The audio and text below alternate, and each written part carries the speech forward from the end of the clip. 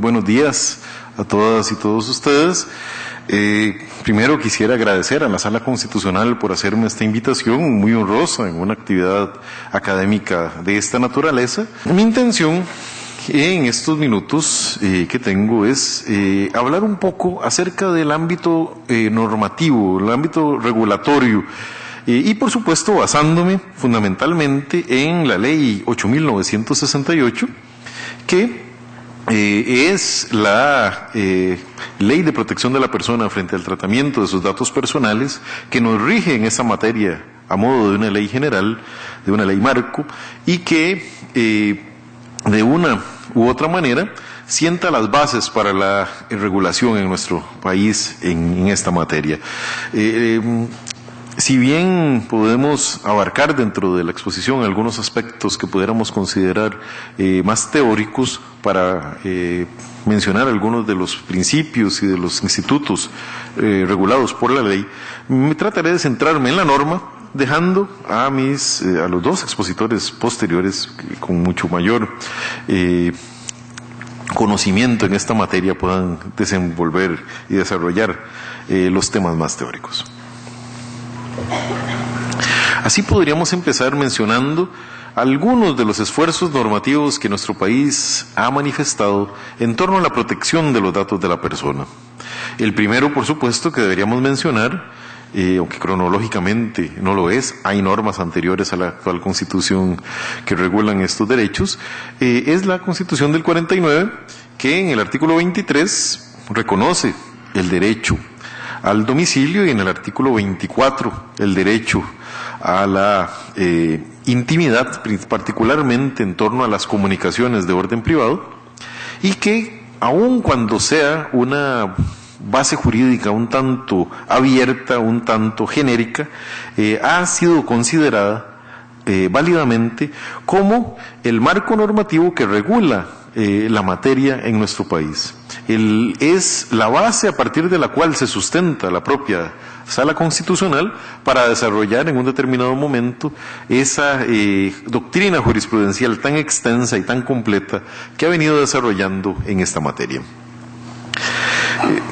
También, algunos años después, unas 3 décadas después, se comienza a pensar en la posibilidad de regular la materia de una manera expresa, y ya en los años 90 es planteado el proyecto de reforma a la Ley de la Jurisdicción Constitucional para la creación del habeas data, normalmente conocido como el proyecto Urkullu, por el apellido del diputado que lo formuló en su oportunidad y que fundamentalmente pretendía la creación del habeas data, es decir, una forma especial de amparo que permitiera a la persona proteger sus datos personales frente a intromisiones ilegítimas o manipulaciones indebidas por parte de agencias públicas o privadas. Este proyecto de ley fracasó en el intento de ser aprobado, primero en la Sala Constitucional por el procedimiento que utilizó, conllevó que se desarrollaran algunas violaciones a normas fundamentales del procedimiento o normas esenciales del procedimiento, lo cual llevó a la Sala a anular esta iniciativa legislativa, pero además se trataba, por ser una primera iniciativa, de una propuesta bastante cuestionable, no en sus objetivos, sin duda sus objetivos eran muy loables, pero lo que hacía era sustraer del amparo una materia que ya está siendo conocida por el amparo, ya que la autodeterminación informativa es un derecho fundamental, dárselo a un instituto procesal diferenciado, independiente, pero establecer una serie de requisitos para el establecimiento de demandas en esta materia que van mucho más allá de los requisitos de legitimación y de forma que establece la Ley de la Jurisdicción Constitucional para los amparos. Es decir, queríamos proteger especialmente un derecho fundamental, y para protegerlo más le ponemos al remedio constitucional previsto para protegerlo más dificultades para su ejercicio. Ese era el error esencial que tenía el proyecto Urkullu y una de las razones por las cuales resultó importante que no fuera en su momento aprobado. Él, de alguna manera, Otro de los grandes aspectos que podrían cuestionarse de esta primera iniciativa era que basaba toda la protección de los datos de la persona en un remedio constitucional, es decir, en un arma remedial que se utiliza una vez que se ha violado el derecho o que se ha puesto en peligro. A diferencia de los siguientes proyectos que más bien buscan una regulación de fondo muy amplia y el establecimiento de mecanismos de orden administrativo. Así podemos ver el proyecto de ley de acceso a la información pública y protección de datos personales que fue en algún momento planteado en la Asamblea Legislativa, fue propuesto, que de alguna manera copiaba la legislación mexicana en esta materia, incluyendo dos valores que de hecho son parte de esta misma actividad académica, como son el acceso a la información pública y la protección de los datos de la persona. Este proyecto finalmente no es aprobado en buena medida porque es presentado el proyecto de ley de protección de la persona frente al tratamiento de sus datos personales en el año 2002 y si bien este proyecto tiene una tortuosa marcha por la Asamblea Legislativa, tienen que pasar 3 periodos constitucionales para que finalmente se convierta en una ley de la República. El proyecto caduca incluso y tiene que ser presentado nuevamente. Es objeto de una serie de textos sustitutivos, de decenas de consultas constitucionales realizadas por la Comisión de Asuntos Jurídicos. A pesar de esto, finalmente, hace 2 años es aprobado y se convierte en la ley número 8968, a la cual nos referiremos esta mañana. A partir de ese momento se dinamiza la producción de normas en esta materia y así podemos mencionar algunas como el reglamento a la ley en cuestión, que desarrolla los temas que genéricamente plantea la ley, y varias leyes especiales en esta materia, que podemos ver cómo regulan la materia de una forma muy similar a como lo plantea y lo regula la ley 8968, como la Ley General de Telecomunicaciones, que aún siendo anterior a la ley en cuestión, es una ley que toma en cuenta el texto del proyecto, y ley como otros ejemplos, por ejemplo, como el de la Ley del Expediente Digital Único en materia de salud, que también se nutre de la ley 8968 para su desarrollo. Ha habido también una importante evolución jurisprudencial en esta materia. La Sala Constitucional pasa por varias etapas en materia de protección de los datos de la persona.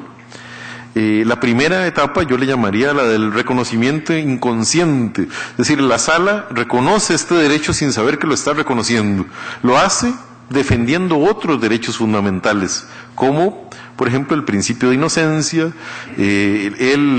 la dignidad de la persona humana, entre otros, principalmente en materia penal, ordenando la desinscripción de determinados datos contenidos en fichas policiales, en registros de delitos cometidos, entre otros. Pasa más o menos a mediados de los años 90 la Sala a una segunda etapa, una etapa de negación, donde comienza a rechazar los recursos de amparo presentados para la protección de la autodeterminación informativa. Establece diversos argumentos, arguye diversas razones que le llevan a entender que no se trata de materia propiamente protegible por la vía del amparo en la Sala Constitucional, que se trata de conflictos de otra naturaleza, en especial cuando la persona impugnada, cuando la persona cuyo acto está siendo objeto del amparo es un sujeto de derecho privado. Esa etapa de negación es corta y viene sucedida por una etapa de reconocimiento casuístico. Es decir, la Sala Constitucional comienza a reconocer el derecho a la autodeterminación informativa, no quizás desarrollando una doctrina consistente y amplia, sino resolviendo casos concretos sobre temas muy específicos en materia crediticia, en materia comercial, en materia laboral y en materia penal, que van generando esos gérmenes de lo que se ejercerá la regulación plena, y que en una siguiente etapa produce una doctrina jurisprudencial genérica. En esta etapa, la Sala Constitucional efectivamente reconoce la existencia de un derecho a la autodeterminación informativa, lo define, establece cuáles son las reglas generales de actuación de los operadores de bases de datos, menciona y reconoce cuáles son los derechos de la persona en relación con el tratamiento de sus datos personales, y solidifica en mucho temas propios de la protección que la persona puede realizar ante las diversas instancias privadas y administrativas para la protección de sus derechos. Finalmente, la última etapa de desarrollo de la jurisprudencia constitucional, nos encontramos ante ya el conocimiento de temas específicos ya no resueltos casuísticamente, sino sobre la base de la doctrina jurisprudencial ya sentada con anterioridad. Temas como el derecho al olvido, temas como la protección frente a la manipulación de los datos de orden médico, entre otros, son los grandes temas que están en este momento en la Sala Constitucional y que han llevado a un desarrollo congruente con la doctrina genérica planteada, pero que se diversifica y que se especializa. En todo este contexto surge la Ley 8968, que tiene, diría yo, una serie de bases conceptuales, y es precisamente con respecto a esas a las que me referiré a continuación. Temas como se basa en un concepto de autodeterminación informativa,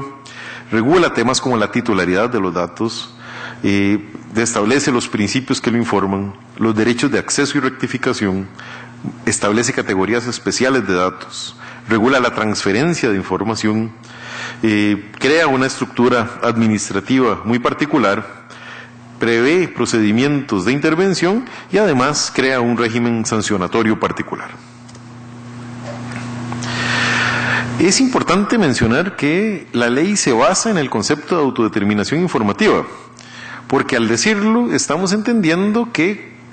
parte de una concepción filosófica a partir de la cual la libertad es el elemento central. La libertad de la persona le permite tener control sobre el uso que se le dé a su información. Y este control sobre la libertad, sobre ese libre control sobre su información, genera para la persona un ámbito de protección, un ámbito de tutela que le permite estar blindado contra otros ataques a otros derechos fundamentales, como el derecho de igualdad, como el derecho de propiedad, entre muchos otros. Esa es la base sobre la que reposa fundamentalmente la ley. Otra de las grandes discusiones que tuvo la Asamblea Legislativa al aprobar la ley era si se ceñía a la tradición europea de entender que este era un derecho propio de las personas físicas, o si se entendía que la titularidad de la protección de los datos personales podía caber también a las personas jurídicas. Originalmente, en el proyecto inicial,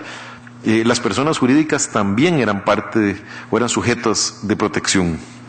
En su versión final, y luego de diversas intervenciones de parte de cámaras patronales y de otras instancias y grupos de interés y de presión, finalmente se opta por entender que solamente las personas jurídicas son titulares de los datos personales, cuya protección es pasible a través de esta ley. Una de las razones que se había esgrimido al inicio para que las personas jurídicas estuvieran contenidas es que hay diversas informaciones que son propias de la organización jurídica, no propiamente de las personas que lo integran, y cuya divulgación puede ser de enorme gravedad para la persona jurídica. Datos relativos al giro comercial normal de una empresa, por ejemplo, pueden ser extremadamente graves si se divulgan indebidamente, si se manipulan de una manera indebida. Finalmente, pues se opta por la idea de que solamente las personas jurídicas son titulares de los derechos reconocidos y desarrollados por la ley. Se genera el reconocimiento de una serie de principios en la ley. Todos estos principios tienden a la satisfacción del derecho a la autodeterminación informativa y podríamos resumirlo al menos en 3 grandes núcleos. El consentimiento informado, que es una de las grandes bases de la ley, que nos indica que la persona dueña de los datos personales debe tener conocimiento de cuál es el uso que se hará de tal información y dar su consentimiento para dicho uso. Ese consentimiento tiene que ser expreso en un medio físico, expreso en un medio electrónico, pero expreso. El consentimiento tácito como tal no es contemplado por la ley. El segundo gran principio que es regulado por la ley es el principio de calidad. Es decir, los datos que sean contenidos en un fichero regulado por la ley en cuestión tienen que mantener información que sea veraz, información que sea actual, información que sea exacta e información, por supuesto, que sea acorde con el fin para el cual dicha información ha sido recolectada. Tiene además, y ese es el tercer gran principio previsto por la ley, que tienen que ser ofrecidas diversas garantías de seguridad de la información.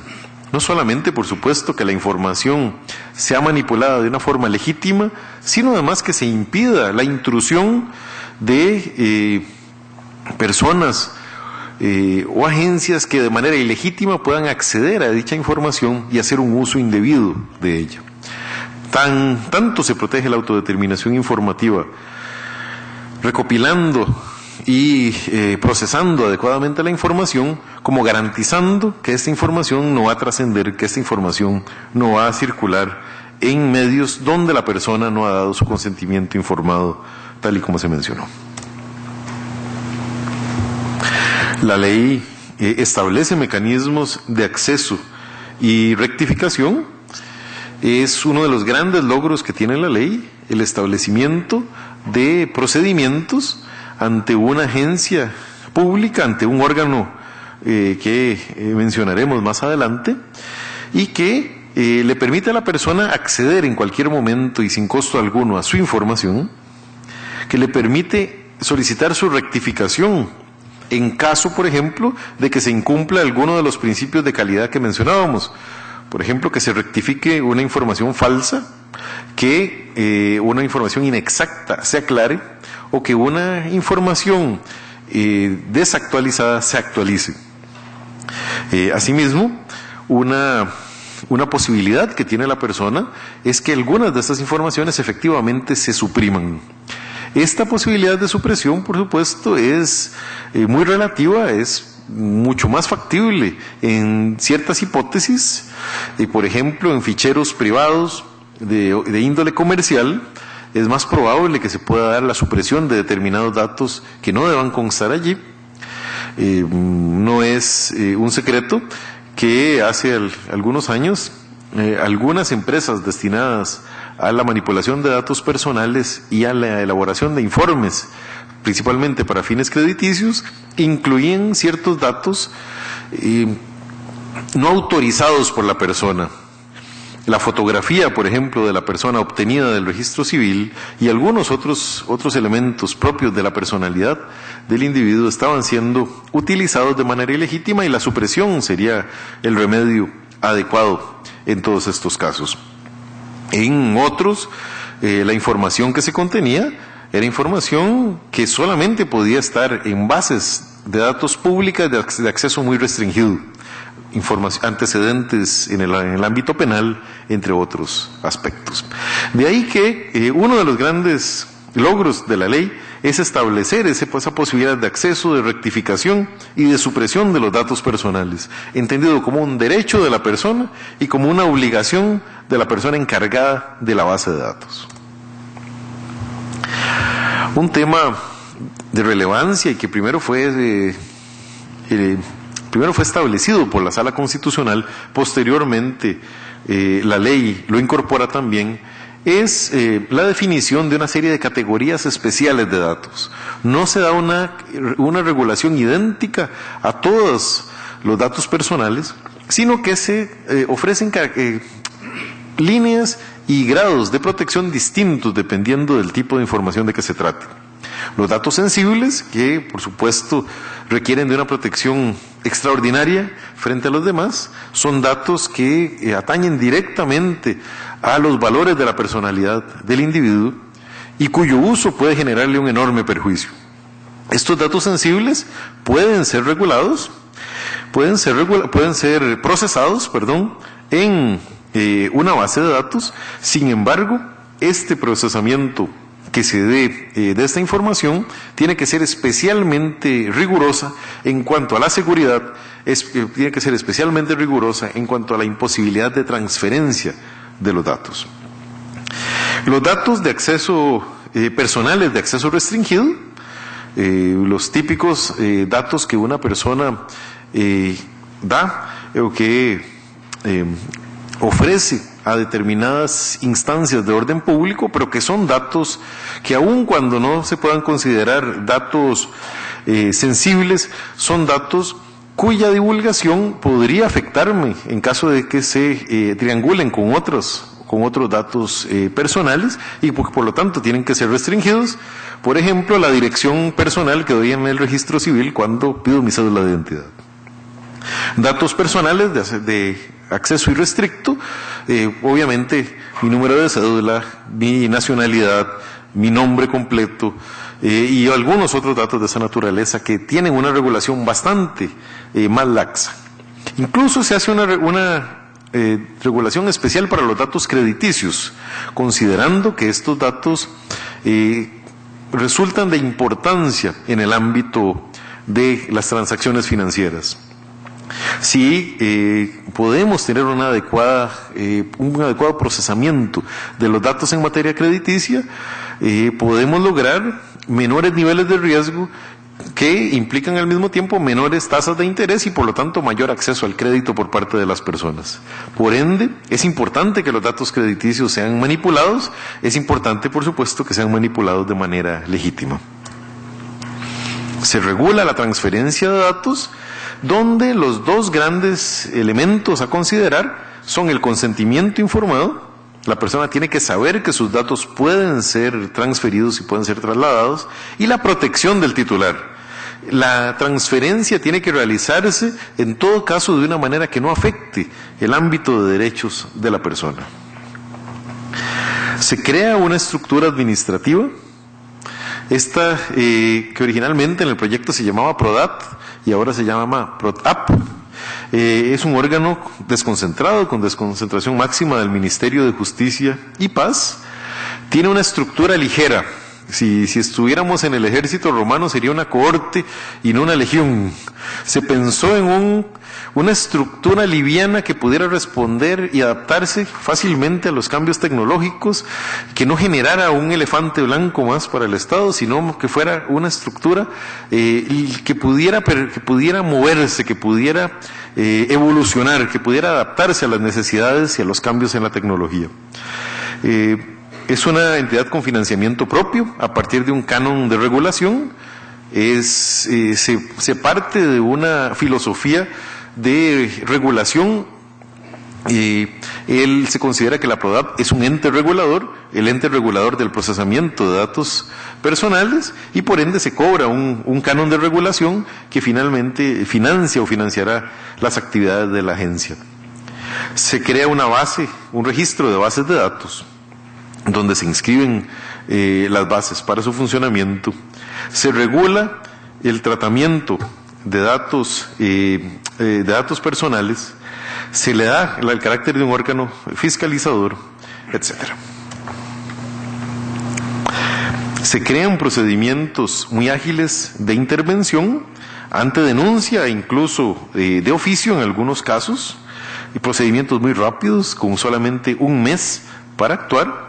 Se establece un régimen sancionatorio, principalmente con sanciones de orden pecuniario, aunque se incluye también la posibilidad, en el caso de faltas gravísimas, de la suspensión del giro de la actividad comercial de 1 a 6 meses. Siempre en el ámbito de las faltas de orden meramente administrativo. Se discutió mucho en su oportunidad si era conveniente crear tipos penales específicos para esta materia, pero la verdad es que se consideró que podrían ser mucho más efectivas las sanciones de orden meramente administrativo que continuar llenándonos de tipos penales nuevos que no necesariamente son aplicados en su totalidad.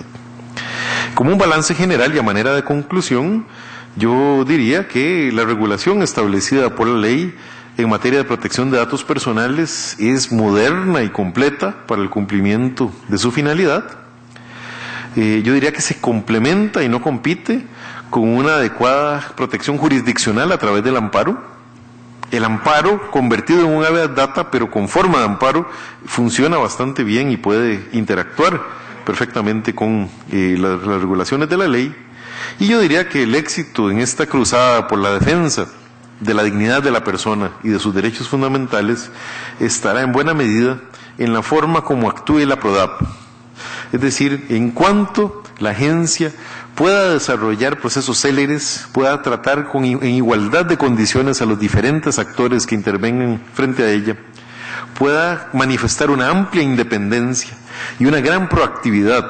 en la defensa y la promoción del derecho fundamental tan delicado y tan relevante que ha sido puesto en sus manos. Yo les agradezco mucho la atención a estas palabras y, por supuesto, en el momento adecuado estaremos en la mejor disposición de escuchar sus preguntas o comentarios. Muchas gracias.